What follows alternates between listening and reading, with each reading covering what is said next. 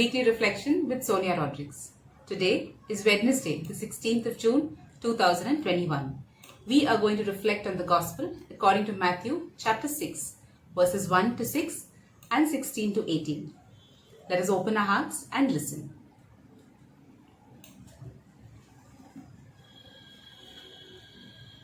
Beware of practicing your piety before others in order to be seen by them, for then you have no reward from your Father in heaven.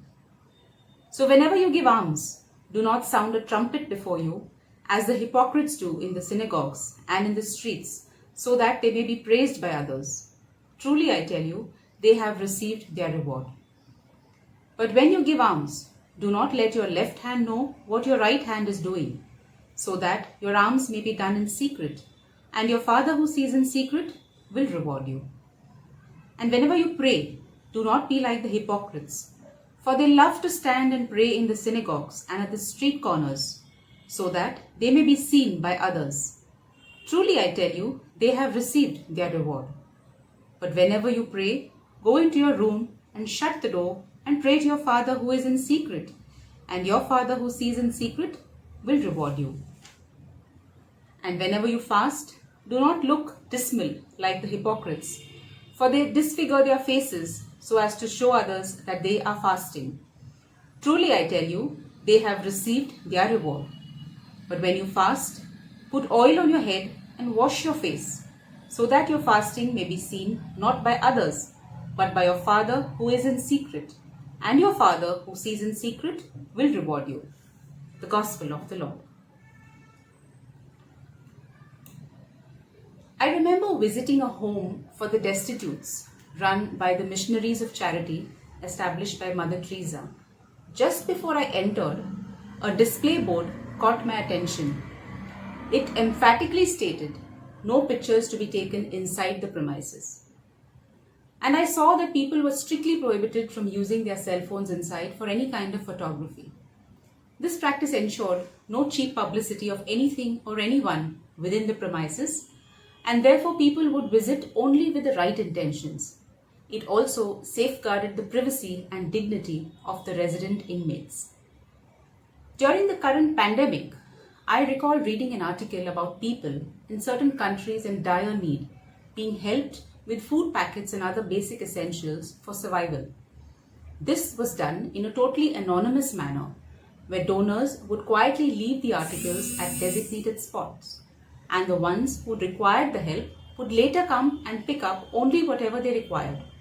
No grabbing and no wastage were reported. Furthermore, there was no one posing for cameras and blowing their trumpet, yet the silence spoke volumes. In a world that constantly seeks fame and recognition and clamors to claim credit for any good work done, the above are powerful exceptions and in line with what Jesus was trying to explain in today's Gospel. If the purpose of doing a good deed is only to grab headlines, then it totally dilutes the essence of the act. Unfortunately, the attitude of show and tell is the norm in today's times. Scripture clearly tells us that whatever you do, work at it with all your heart, as working for the Lord, not for human masters, since you know that you will receive an inheritance from the Lord as a reward. However, if we are constantly seeking adulation from the world, then as Jesus says today, you have already received your reward here on earth itself, so it's over and done with here and now. Does that mean we should refrain from doing good deeds and helping others? Certainly not.